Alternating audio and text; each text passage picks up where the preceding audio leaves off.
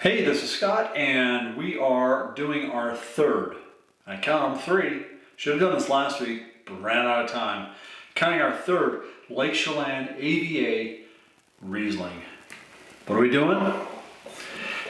Amos Rome Vineyards at Lake Chelan Estate Riesling 2019. Can't wait to talk about it.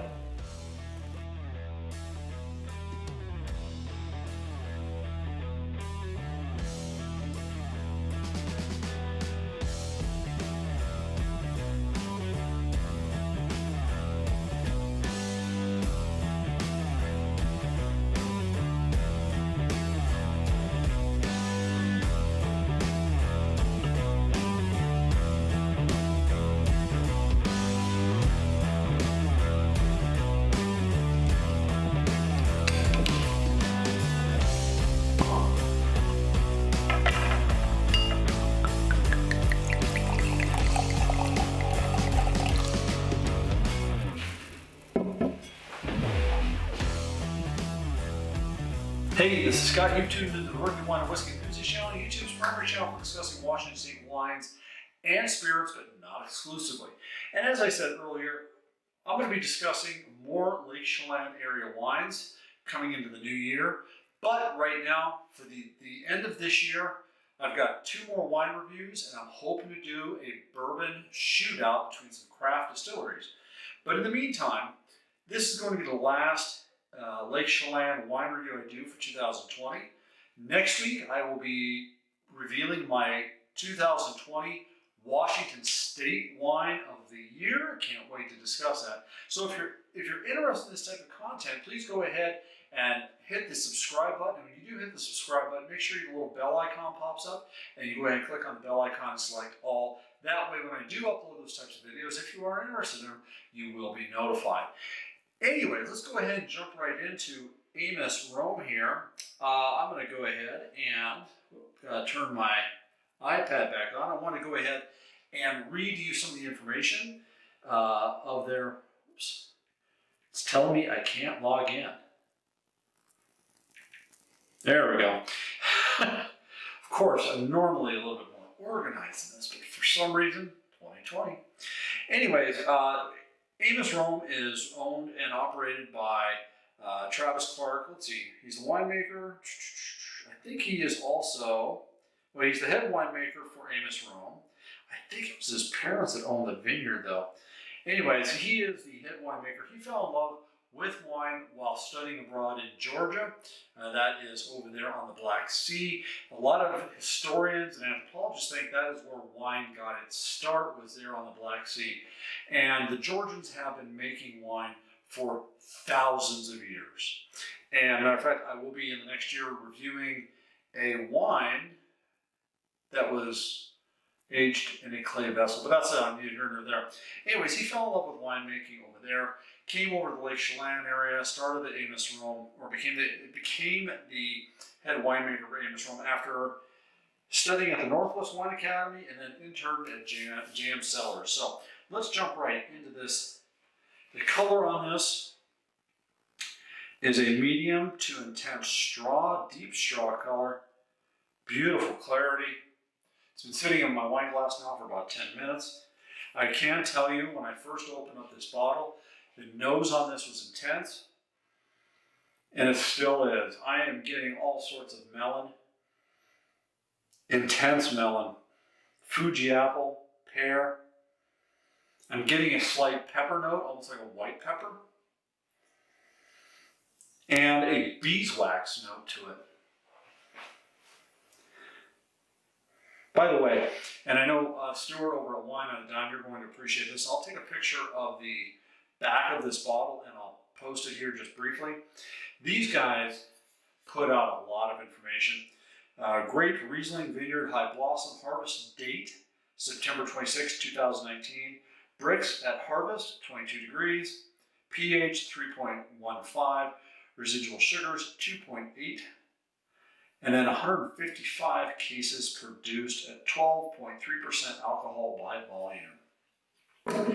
If you guys remember, I did a review of a Hedges family estate. This is the type of information I wish all vineyards, especially if they want to stand out, put on their label, because people actually, wine nerds and people that want to get into this, want to know this type of stuff. So anyways, let's go ahead. Yeah, I'm still getting that beeswax and a little bit of mix of that diesel note, which I do like in the Rieslings. Let's go ahead and have a sip.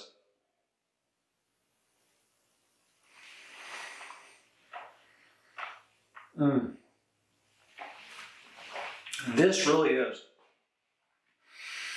one of the more fuller bodied white Rieslings I've had in a while. This is medium plus. Obviously low tannins. Acidity is on the medium plus side of this thing. Again, it's nice and crisp. It's coating the acidity. I'm feeling it all over my mouth, but it's not so dry and tangy that it makes you want to pucker. Obviously low alcohol. You're not going to taste a whole lot of it, which is great. The fruit notes that I noticed on the nosing are there. The melon is intense. The acidity comes through almost like a citrus zest, which I didn't get on the nose. But that Fuji apple is there. A little bit of that pear is there. That beeswax come across as a very creamy beeswax. Have you ever had, not the sweetness of honeycomb, don't think of honeycomb as the sweetness, but say you had honeycomb and you spread it out on a piece of bread, that beeswax note that you get there, I do get that, and I do get that diesel note on the flavor as well. The finish on this is medium to medium plus. Matter of fact, I'm still tasting a little bit, so I would say, I'll actually say this is a relatively long finish for this wine. Yeah, this is another excellent Riesling. I am really funny, and now I mentioned that pepper note, and a lot of people like pepper and Riesling. Well, there's something I'll discuss this in the new year when it comes to the Lake Chelan AVA. My wife and I, when we went up there over Labor Day weekend, we found that pepper note to be really strong in almost every varietal we tasted, especially the reds, and especially out of the reds, the Pinot Noir. And be honest with you, we only have maybe one bottle of a good Pinot Noir out of that AVA because that pepper note was so strong. The pepper note in this is really very mild. It's there, it makes a presence. So it makes me think that there is something in the terroir up there in the Lake Chelan AVA that is giving all these vineyards a slight pepper note, especially to their reds. Again, I'm not going to rate this. Will I buy this again? Oh, hell yes, I will. This is one of those young wineries that if you are in the Washington State area or the Pacific Northwest, this is one of those wineries that you go ahead and you do want to visit. They've got a beautiful little tasting room slightly up on the hill, overlooking Lake Chelan. Absolutely gorgeous. So I do recommend this wine very highly. Anyways, if you like this content, please go ahead and remember, as I said before, go ahead and subscribe, hit the bell icon. Also, don't forget to hit the thumbs up. That does help with YouTube algorithms. Have you had the Amos Rome Estate Riesling 2019? Or is there another Riesling that you guys might be interested in? Let me know is that as well. Again, this next week, especially after Christmas, I'm going to be revealing my 2020 Washington Wine of the Year. Last year, it was a Syrah. Will it be a Syrah this time? Well, I'll give you a hint. It has what I find to be one of the more undesirable notes, and I actually liked it. Green pepper. Stay tuned.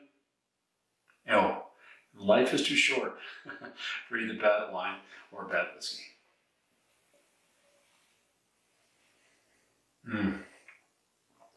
Love it.